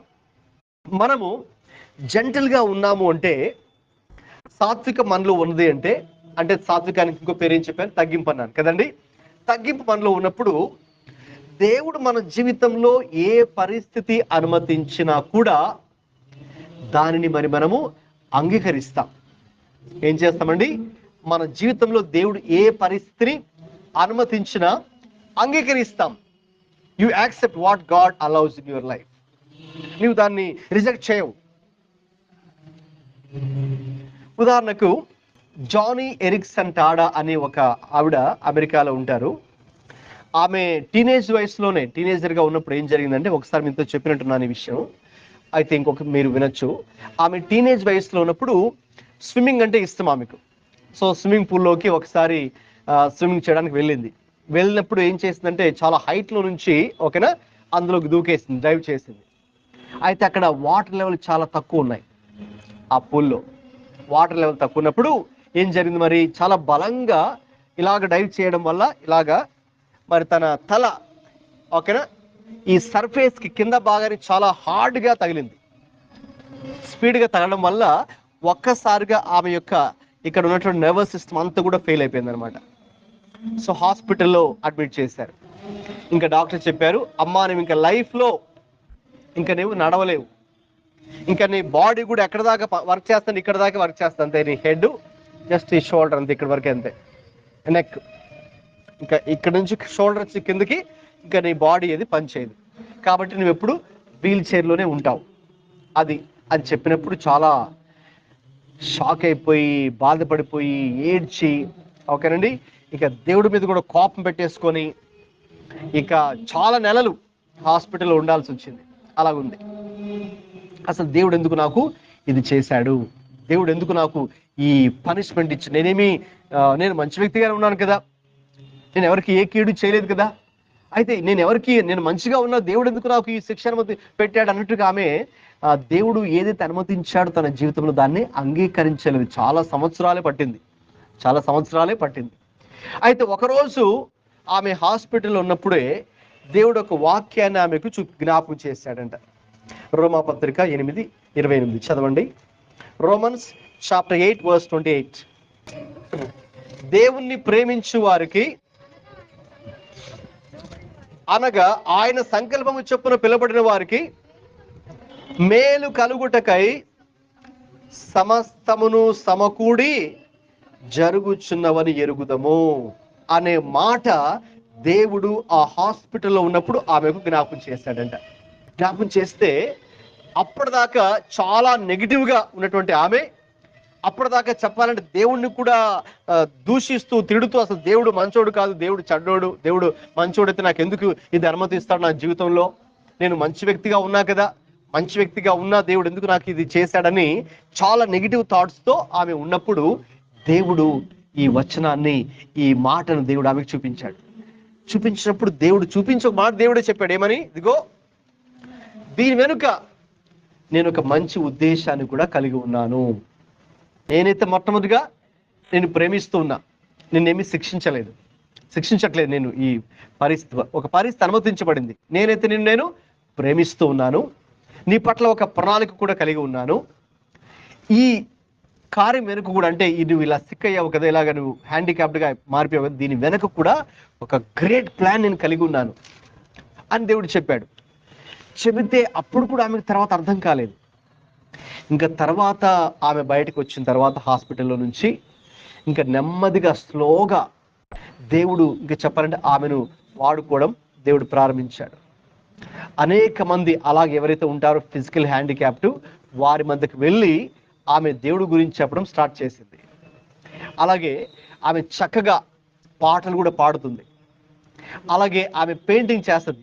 మనమైతే హ్యాండ్తో చేస్తాం, ఆమె హ్యాండ్స్ పని చేయవు కాబట్టి నోటుతోనే ఇట్లా నోట్లోనే బ్రష్ పెట్టుకొని ఇట్లా చక్కగా పెయింటింగ్ చేస్తుంది. మంచి ఆర్టిస్ట్ అనమాట. చక్కగా పాటలు కూడా పాడుతుంది, చక్కగా దేవుని మాటలు వాక్యం చెప్తుంది. అనేక దేశాలకు ఆమె తిరిగింది. నేను బెంగళూరు ఉన్నప్పుడు ఆమె వచ్చినప్పుడు నేను కూడా వెళ్ళాను, ఆ మీటింగ్ నేను కూడా వెళ్ళాను. తర్వాత ఇప్పుడు ఆమె చెబుతుందన్నమాట, ఇప్పుడు నాకు అర్థమవుతుంది. ఎందుకంటే ఇప్పుడు ఆమె అనేక కోట్ల మందికి, అనేక దేశాలు తిరుగుతూ అనేక కోట్ల మందికి సువార్త కూడా ప్రకటిస్తుంది కాబట్టి, రైట్. తర్వాత ఆమె అలా వీల్ చైర్లో ఉన్నప్పుడే ఆమె హస్బెండ్ కూడా ఎప్పుడు కూడా ఆమెను వీల్ చైర్లు తీసుకొస్తూ ఉంటారు. ఆమె చెప్తున్నారు, ఇప్పుడు నాకు తెలుసు దేవుడు ఏది చేసినా నా మంచి కోసమే దేవుడు చేస్తాడు, నా మేలు కొరకే, మన మేలు కొరకే దేవుడు చేస్తాడు. దేవుడు ఏది కూడా ఆయన ఒక చెడు ఉద్దేశంతో దేవుడు ఏది కూడా మన జీవితాల్లో అనుమతించడు. కాబట్టి సాత్వికం అంటే ఏంటంటే, దేవుడు నీ జీవితంలో, నీ లైఫ్లో ఏది అనుమతించినా కూడా నీవు దానిని అంగీకరిస్తావు. You will accept that. అంగీకరించి, ప్రభువా దీని వెనక ఏదో ఒక మంచి ఉద్దేశమే నీవు కలిగి ఉంటావు నాయన. నాకైతే ఈ చిన్న మెదడుకి నాకు ఇప్పుడే తెలియకపోవచ్చేమో, బట్ ఐ అగ్రీ. ఓకే, అందుకే కొన్నిసార్లు కొన్ని పరిస్థితులు మనకు అర్థం కావు. మన జీవితంలో జరిగే సంభవాలు, పరిస్థితులు, లేక కొంతమంది మనుషులు ఎందుకు ఇలా ప్రవర్తిస్తున్నారనే విషయాలు కానీ మనకు అర్థం కాదు. We don't understand. అయితే మనకు అర్థం కాకపోయినా ఏం చేయాలి? మనం అంగీకరించాలి. ప్రభువా నాకైతే తండ్రి ఈ పరిస్థితి అర్థం కావట్లేదు, నాకైతే ఈ పరిస్థితిలో ఈ పరిస్థితి నేను చాలా ఇరిటేట్ అయిపోతున్నాను, నాకైతే బాగా కోపం వచ్చేస్తుంది వాళ్ళ గురించి వీళ్ళ గురించి. ఓకే, అయితే ప్రభువా నేను మాత్రం నాకు ఈ పరిస్థితి అర్థం కాకపోయినా నేను ఒకటి నమ్ముతున్నాను, మీరు మాత్రం తప్పకుండా ఓకే దీని వెనక ఏదో ఒక మంచి ఉద్దేశం కొరకే ఈ పరిస్థితిని అనుమతించి ఉన్నారు, కాబట్టి నేను దాన్ని అంగీకరిస్తాను అని మనం ఏం చేయాలండి? మన లైఫ్లో దేవుడు ఏది అంగీకరించినా కూడా, ఏది అనుమతించినా కూడా దాన్ని మనము విల్లింగ్గా అంగీకరించాలి. యోసేపు ఏం చేశారు? సొంత సహోదరులే ఏం చేశారు? కొట్టారు, తిట్టారు, ఓకేనండి, చొక్కా చించేశారు, చివరికి గుంటలు పడేశారు. మళ్ళీ గుంటల నుంచి బయట తీసి ఏం చేశారండి? వేరే దేశస్తులకి అమ్మేశారు. వేరే దేశస్తులకి అమ్మేశారు అతన్ని. అక్కడ వెళ్ళిన తర్వాత మళ్ళీ అవమానం, మళ్ళీ అక్కడ జైల్లో పడేశారు. చూసారండి? అయితే యోసేపు ఇవన్నీ కూడా సాత్వికం తనలో ఉంది కాబట్టే, ప్రభువా నా సొంత వాళ్ళు ఇలా తిడుతున్నారు నాయన, అయినా పర్వాలేదు ప్రభువా, నాకైతే ఇదే అర్థం కావట్లేదు, ఈ మ్యాటర్ అర్థం కావట్లేదు ప్రభువా, బట్ నేను దీన్ని అంగీకరిస్తున్నాను, దీని వెనుక తప్పకుండా ఒక మంచి ఉద్దేశమే మీరు కలిగి ఉంటారు అని అతని సహోదరులు తిడుతున్నప్పుడు, కొడుతున్నప్పుడు, చొక్కా చించేసినప్పుడు, గుంటలో పడేసినప్పుడు, బయట తీసి అమ్మేసినప్పుడు, ఓకేనా, తిరిగి అక్కడ ఆ ఊర్లోకి వెళ్ళిన తర్వాత అక్కడ ఆయన కూడా తను అవమానపరిచి కొట్టించి జైల్లో పడేసి, మరి అన్నం పెట్టకుండా చిత్రహింసలు పెట్టినప్పుడు కూడా అతను, ప్రభువా నాకేంటో మ్యాటర్ అయితే అర్థం కావట్లేదు ప్రభువా, but I understand, I receive, I accept what you are allowing in my life. నా జీవితంలో ఏది అనుమతిస్తున్నావో అంగీకరిస్తున్నాను, దీని వెనుక ఒక మంచి ఉద్దేశమే ఉంటుంది అని దాన్ని ఆయన అర్థం చేసుకుని చివరికి ఆయన సహోదరులను కలుసుకున్నప్పుడు ఒక అద్భుతమైన మాట చెప్పారు. ఆదికాండం చదవండి, 50వ అధ్యాయము 20వ వచనం. మీరు నాకు కీడు చేయ ఉద్దేశించితిరి గాని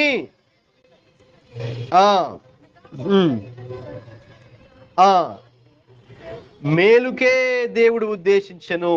ఇంగ్లీష్ తీసారా? తీస్తే చదవండి. You intended to harm me but God intended it for good. Yes, అదండి. కాబట్టి కొన్ని పరిస్థితులు మన జీవితంలో ఏవైతే జరుగుతున్నాయో మనకు అర్థం కాకపోవచ్చు.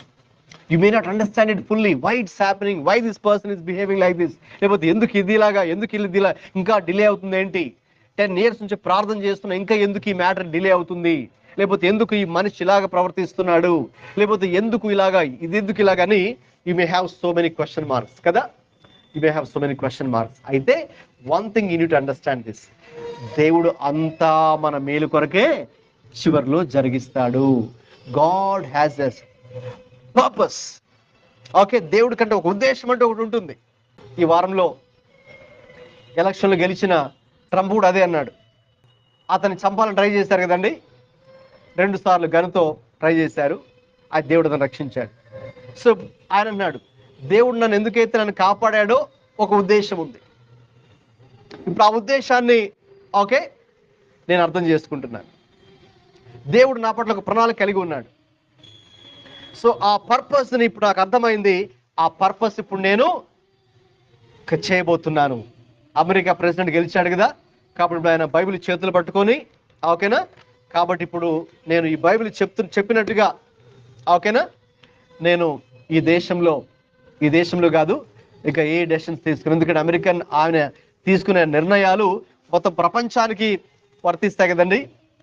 అక్కడ ఆయన తీసుకునే నిర్ణయాలు మనకి వైజాగ్ కూడా ఇంపాక్ట్ చూపిస్తుంది. సో అందుకే వరల్డ్లోనే అమెరికా ప్రెసిడెంట్ అంత పవర్ఫుల్. అమెరికాలో ప్రపంచంలోనే ఒకే ఒక పర్సన్కి అంత పవర్ ఉంటుంది, అమెరికన్ ప్రెసిడెంట్. ఓకే, సో మరి ఆయన ఇప్పుడు చెప్తున్నాడు, సో దేవుడు నన్ను ఎందుకు ఆ రోజు 2 సార్లు వాళ్ళు నన్ను టార్గెట్ చేసి చంపాలని ట్రై చేసినా కూడా ఆ రోజు అతను చనిపోయేవాడు, కానీ చనిపోలేదు. దేవుడే రక్షించాడు, దేవుడే నన్ను కాపాడాడు. ఆ దేవుడి కంటే ఒక పర్పస్ ఉంది, నన్ను ఎందుకు రక్షించాడో ఆ పర్పస్ కూడా ఇప్పుడు నాకు అర్థమైంది. ఇప్పుడు ఆ పర్పస్ని ఇంకా నెక్స్ట్ ఈ 4 years 4 సంవత్సరాలు నేను దాన్ని చేయబోతున్నాను అని చెప్పారు ఆయన. సో దేవుడు ఒక కార్యం చేస్తున్నాడు అంటే, లేక మన జీవితంలో దేవుడు ఒక పరిస్థితిని అనుమతించాడు అంటే ఏదో ఒక ఉద్దేశం ఆయనకు ఉంటుంది. అది మనకి ఇప్పుడే ప్రస్తుతానికి అర్థం కాకపోవచ్చు. Me not understand it for time being. అంతా నీకు కన్ఫ్యూజింగ్గా ఉండొచ్చు ప్రస్తుతానికైతే. అయితే నువ్వు ఒక పని చేయాలి, తండ్రి నాకు ఇది అర్థం కాకపోయిన మ్యాటరు, నేను మాత్రం మీ యొక్క చిత్తాన్ని నేను అంగీకరిస్తున్నాను అని గనక నువ్వు చెప్పగలిగి. ఎప్పుడు చెప్పగలవు? When you have gentleness. మనలో ఆ సాత్వికం ఉంటే, ఆ దీనత్వం ఉన్నప్పుడు, ఆ తగ్గింపు ఉంటే మనం అలా ప్రార్థన చేయగలం. లేదంటే మనం అలా ప్రార్థన చేయలేము. లేదంటే యోబు భార్యలాగా మన బీపీ పెరిగిపోద్ది. బీపీ పెరిగిపోయి ఏం చేస్తామండి, ఇరిటేట్ అయిపోతుంటాం. ఓకేనా, అటు మనుషుల్ని తిడుతూ ఉంటాం, చివరి దేవుడిని తిడుతూ ఉంటాం. ఓకే, సో ఎందుకు? ఆమెలో జెంటిల్నెస్ లేదు. ఆమె భర్తలో యోబులో జెంటిల్నెస్, సాత్వికం ఉంది, దీనత్వం ఉంది, తగ్గింపు ఉంది. కాబట్టి తగ్గింపు కలిగిన వ్యక్తి ఎలా ప్రవర్తిస్తాడు, తగ్గింపు లేని వ్యక్తి ఎలా ప్రవర్తిస్తాడో మనం ఆ కపుల్ని తీసుకుంటే, యోబు భార్యను తీసుకుంటే మనకు అర్థమైపోతుంది. యోబేమో ఆయన అంటున్నాడు, ఆయనకి మొత్తం ఆస్తి పోయింది, చాలా ఆయన క్రోర్పతి కదండి ఆయన ఆ రోజుల్లో, రైట్, బిలియనీర్స్లో. ఓకేనా, ఆ లిస్ట్ రిలీజ్ చేస్తుంటారు కదండి, ఆ లిస్ట్లో. కాబట్టి ఆయన టాప్లో ఉన్నాడేమో ఆ రోజుల్లో. చాలా గొప్ప ఆస్తి కలిగినటువంటి వ్యక్తి. మొత్తం పోయింది. అయినా కూడా ఏమన్నాడు? దేవుడే ఇచ్చాడు, దేవుడు తీసుకెళ్ళిపోయాడండి, ఆయనకి మహిమ కలుగును కాకన్నాడు ఆయన. సాత్వికము కలిగిన వ్యక్తి అలా స్పందించాడు. సాత్వికము లేని వ్యక్తి ఆయన భార్యే ఏమంటుంది? ఓకేనా, దేవుడు ఎందుకు ఇలా చేశాడు, దేవుడు ఎందుకు మనకి ఎలా చేశాడు, దేవుడు ఎందుకు నీకు ఎలా చేశాడు, దేవుడు ఎందుకు నీకు రోగాన్ని ఇచ్చాడు అంటే దేవుడు మంచోడు కాదు, దేవుడిని తిట్టి నువ్వు కూడా చచ్చిపో, నువ్వు కూడా ఆత్మహత్య చేసుకో, చచ్చిపో అని ఆమె అలా మాట్లాడుతుంది. సో సాత్వికం లేని వ్యక్తి అలా మాట్లాడుతుంది. సాత్వికం కలిగిన వ్యక్తి యోబు ఏం చేశాడండి? దేవుడు ఏది చేసినా ఒక ఉద్దేశంతో చేస్తాడు. లేక నా జీవితంలో దేవుడు ఏది అనుమతించినా, అంటే పిల్లలందరూ చనిపోయారు, ఆస్తి అంతా పోయింది, చివరి నాకు కూడా కురుపులు చేత ఒక వ్యాధి నాకు వచ్చింది, కాబట్టి దేవుడు ఏది చేసినా ఒక పర్పస్ కోసం చేస్తాడు, కాబట్టి నేను దేవుణ్ణి మాత్రం దూషించను, దేవుని స్తుతిస్తూనే ఉంటాను అని దేవునికి స్తుతులు చెల్లించాడండి. ఆ పరిస్థితిలో కూడా అది చాలా అద్భుతమైన విషయం కదండి. ఇంకొక విషయం గమనించండి, దేవుడు ఎందుకు ఒక పరిస్థితిని అనుమతిస్తాడంటే మనం ఒక పాఠాన్ని నేర్చుకోవడానికి, ఒక స్పిరిచువల్ లెసన్, ఆత్మీయ పాఠాన్ని మరి మనము నేర్చుకోవడానికి. ఏంటి ఆ ఆత్మీయ పాఠం అంటే, మనం ఇంకా ఆ పరిస్థితుల్లో ఇక లోకం వైపు, మనుషుల వైపు, మన వైపు చూసుకోకుండా కేవలము దేవుని మీదే మనము ఆధారపడడానికి దేవుడు ఒక పరిస్థితిని మన జీవితాల్లో అనుమతిస్తాడు. హల్లెలూయా. జాగ్రత్తగా వినండి. దేవుడు ఎందుకు ఒక పరిస్థితి మన జీవితాలు అనుమతిస్తాడు అంటే, తద్వారా మనం నేర్చుకోవాల్సిన ఆత్మీయ పాఠం, స్పిరిచువల్ లెసన్ ఏంటంటే, so that you will totally depend on the Lord. ప్రభు మీద ఇంకా పూర్తిగా మనం ఆధారపడతాం. అప్పుడు ఇంకా మనుషుల వైపు, వాళ్ళ వైపు, వీళ్ళ వైపు, లేక మనం కలిగి ఉన్నాం దాని వైపు కూడా, మన వైపు కూడా మనం ఆధారపడకుండా, మన మీద కూడా కాకుండా కంప్లీట్గా దేవుడి మీద మనము ఆధారపడడం నేర్చుకుంటాం. యోసేపు ఆ పరిస్థితుల్లో సొంత అన్నయ్యలే మరి అతన్ని తిడుతున్నప్పుడు, అతని మీద ఈర్ష కక్ష కట్టినప్పుడు, మంచి ఓకేనా ఆ షర్ట్ని చించివేసి ఓకేనా అతన్ని గుంటలు పడేసి తర్వాత అమ్మేసినప్పుడు ఓకేనా అతని ఎవరి మీద ఆధారపడ్డాడు, అక్కడ వేరే దేశానికి అమ్మేశారు, అక్కడికి వెళ్ళాడు, అక్కడ ఎవరో తెలియదు, అక్కడ వాళ్ళు అతన్ని ఒక బానిసగా ఇంట్లో పెట్టుకున్నారు, వెట్టి చాకరీ చేస్తున్నాడు. మళ్ళీ ఆయన ఆ యజమాని ఇంటి ఓనర్ కొట్టి అక్కడ మళ్ళీ జైల్లో పడేశారు. ఆ పరిస్థితుల్లో, ఈ పరిస్థితులు అన్నింటిలో కూడా ఆయన ఎవరి మీద ఆధారపడడం నేర్చుకున్నాడండి? దేవుని మీద ఆధారపడడం నేర్చుకున్నాడు. హల్లెలూయా. కాబట్టి దేవుడు ఎందుకు ఒక పరిస్థితిని మన జీవితాల్లో అనుమతిస్తాడు అంటే, ఒక పాఠం నేర్పించడానికి, ఆత్మీయ పాఠం. ఏంటి ఆత్మీయ పాఠం? దేవుని మీద పూర్తిగా ఆధారపడడానికి. కాబట్టి మన జీవితాల్లో సాత్వికము మనము కలిగినప్పుడు మనం ఎలా స్పందిస్తామంటే, దేవుడు మనతో ఒక మాట మాట్లాడుతున్నప్పుడు ఓకే, ఆయన నీతో ఒక మాట వాక్యం ద్వారా దేవుడు సెలవిస్తున్నప్పుడు నీవు స్పందిస్తావు, నీవు ఆ మాటను రిసీవ్ చేసుకుంటావు, నీవు ఆ మాటను యాక్సెప్ట్ చేస్తావు, నువ్వు ఆ మాటకు లోబడతావు. లోబడి దేవుడు నాతోనే మాట్లాడుతున్నాడు, ఈ పలానా విషయంలో నేను సరి చేసుకోవాలి, లేక నేను పలానా విషయంలో నేను తప్పు చేస్తున్నాను, లేక పలానా విషయంలో దేవునికి విరుద్ధంగా ప్రవర్తిస్తున్నాను అని నీవు స్పందిస్తావు, పాజిటివ్గా స్పందిస్తావు. రెండవదిగా, దేవుడు ఏ పరిస్థితిని జీవితంలో అనుమతించినా నీవు దానిని అంగీకరించి దాని వెనుక ఉన్నటువంటి దేవుని ఉద్దేశం కొరకు నీవు కనిపెట్టుకొని జీవిస్తావు. అంతే. దేవుడు ఎందుకు ఉద్దేశాలు కలిగి ఉన్నాడండి దీని వెనుక? కాబట్టి నేను ఇంక దేవుణ్ణి ప్రశ్నించను అని నీవు మన జీవితాల్లో మరి మనము దానిని చెబుతాం. అలాగే ఫిలిప్పీ పత్రిక 2:3 ఒకసారి చదవండి.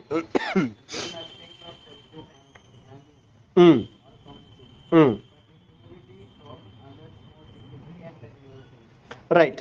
ఇక్కడ చూడండి, ఇప్పుడు దాకా నేను చెప్పింది ఏంటి అంటే, సాత్విక మనలో గనక ఉంటే దేవుని ఎడల ఎలా నడుచుకుంటాం, దేవుడు మనతో మాట్లాడుతున్నప్పుడు, లేక దేవుడు ఒక పరిస్థితిని జీవితం అనుమతించినప్పుడు ఎలా స్పందిస్తావో ఇప్పుడు దాకా చెప్పాను.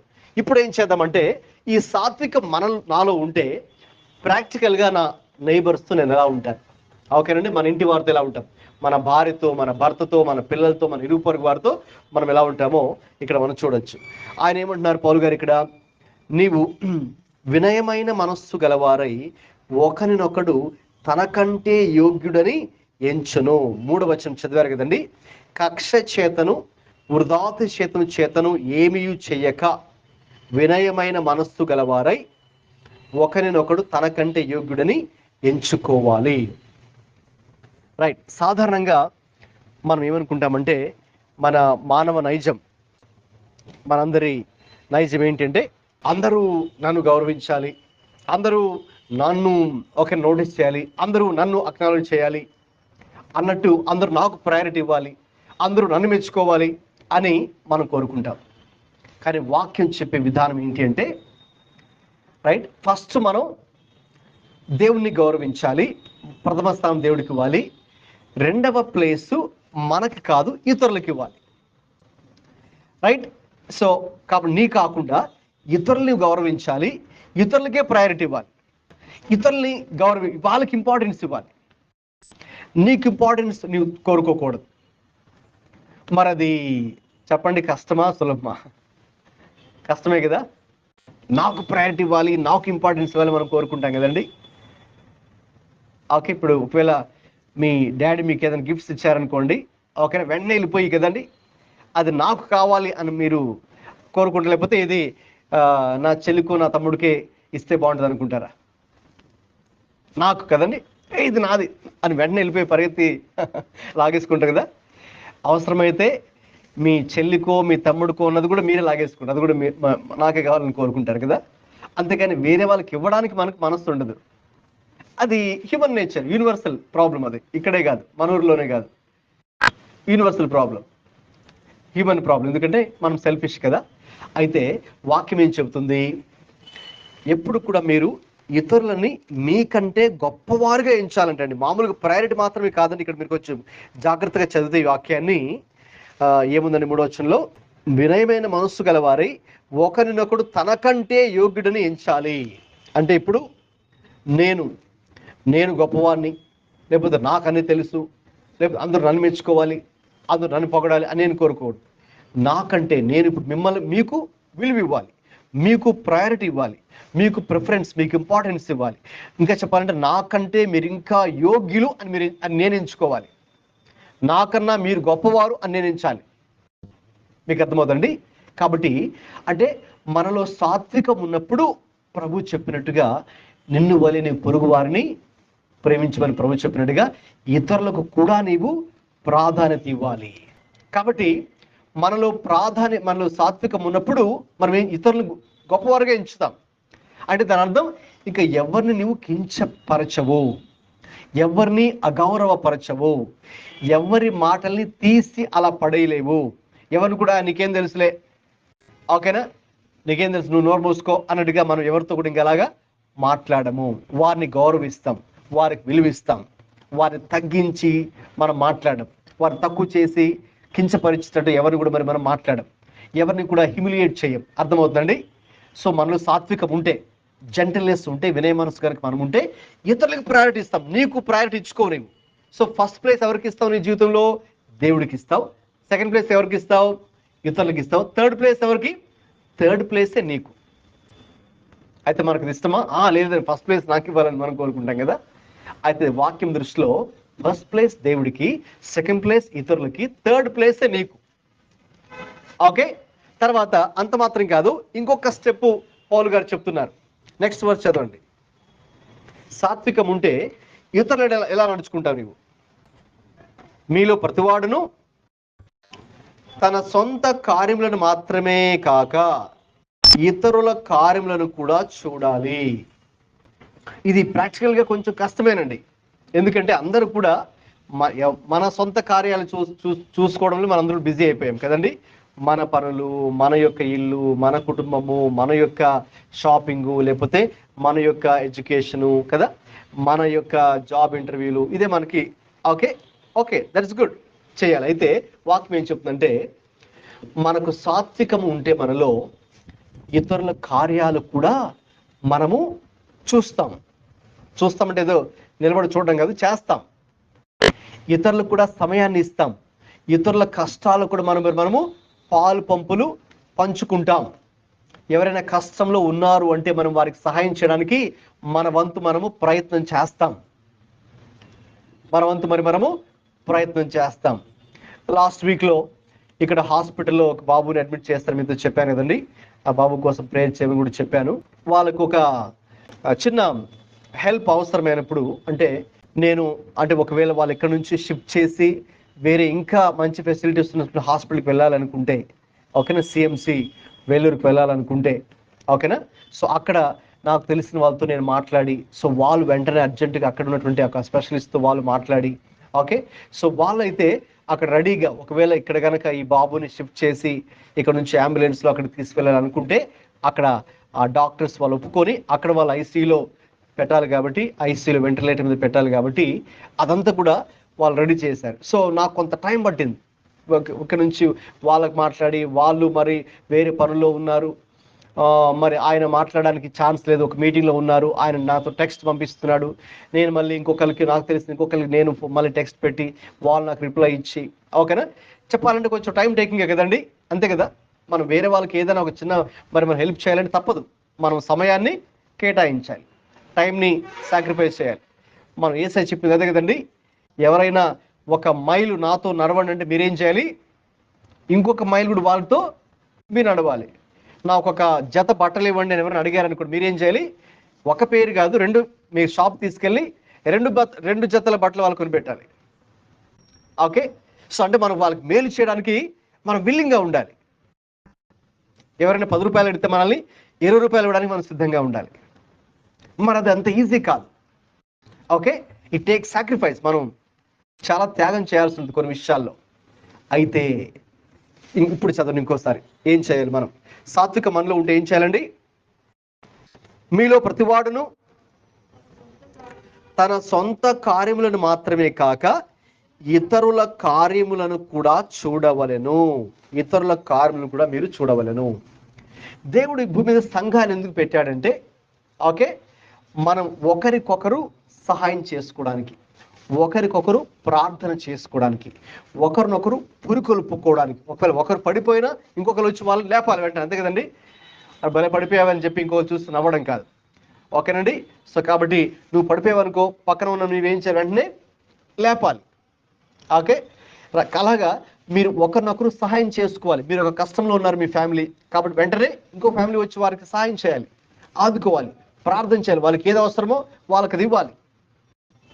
కేవలం మాటలు చెప్పడమే కాదు, క్రియల్లో కూడా మనం ప్రేమ చూపించాలి. వాళ్ళకి అప్పుడు డబ్బు అవసరమైతే డబ్బు ఇవ్వాలి.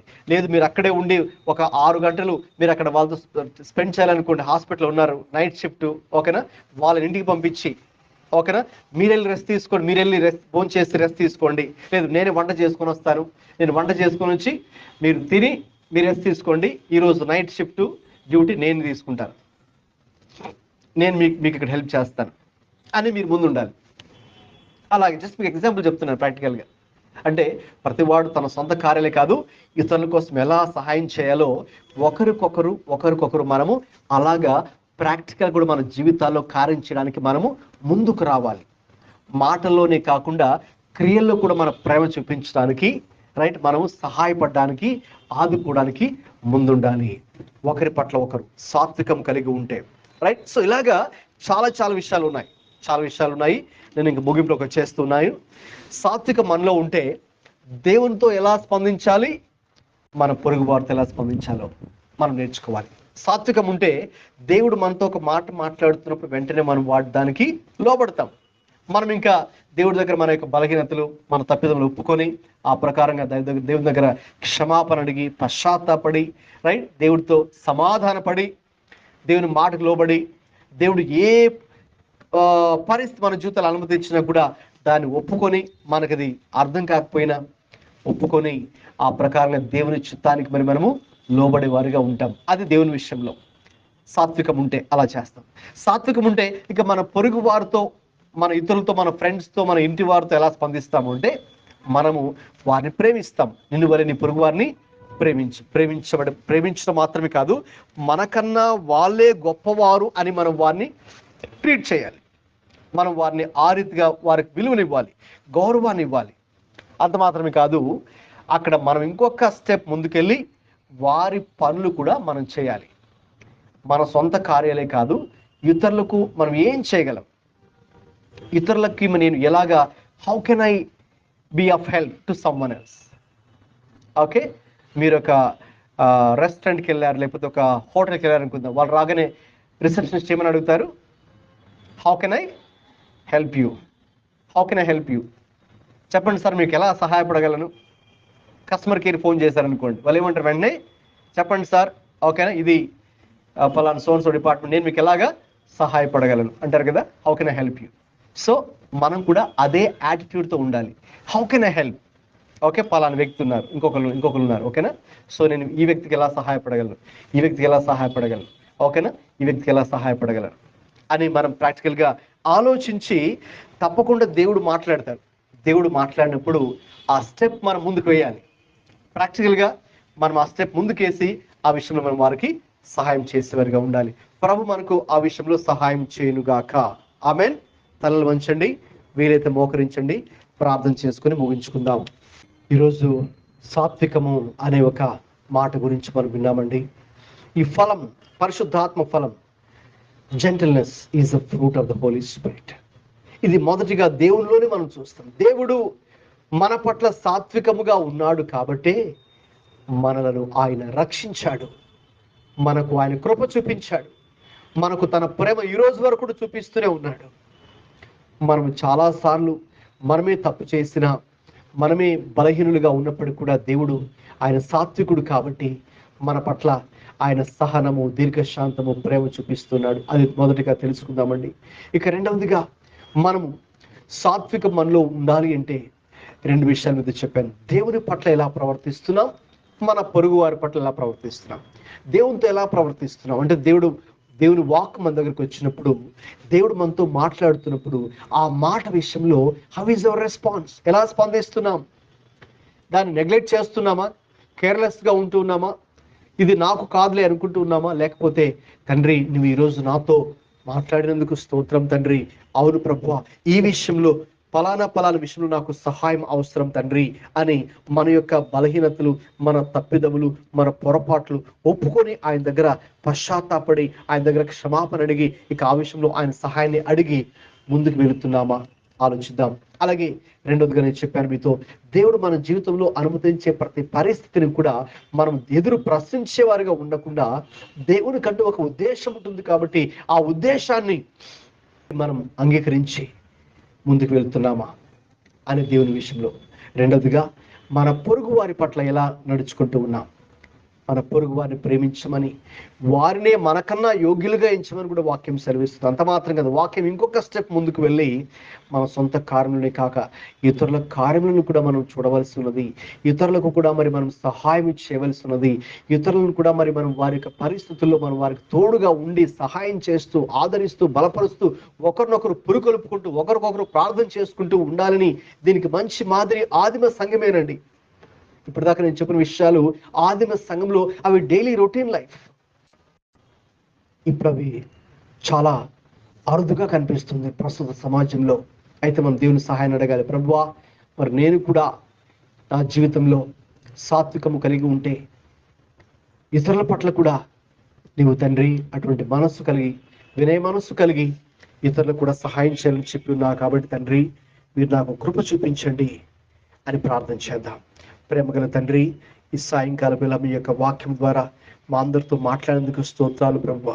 మా జీవితాల్లో నాయన ఇదిగో అయ్యా మరి సాత్వికము తండ్రి కలిగి ఉండడం ఎంతో ప్రాముఖ్యము అని అయ్యా మీరు మాట్లాడారు. అది ఈ లోకంలో మాకు కనబడదు, లోక ప్రజల్లో అది కనబడదు, మీలో అది కనిపిస్తుంది అయ్యా.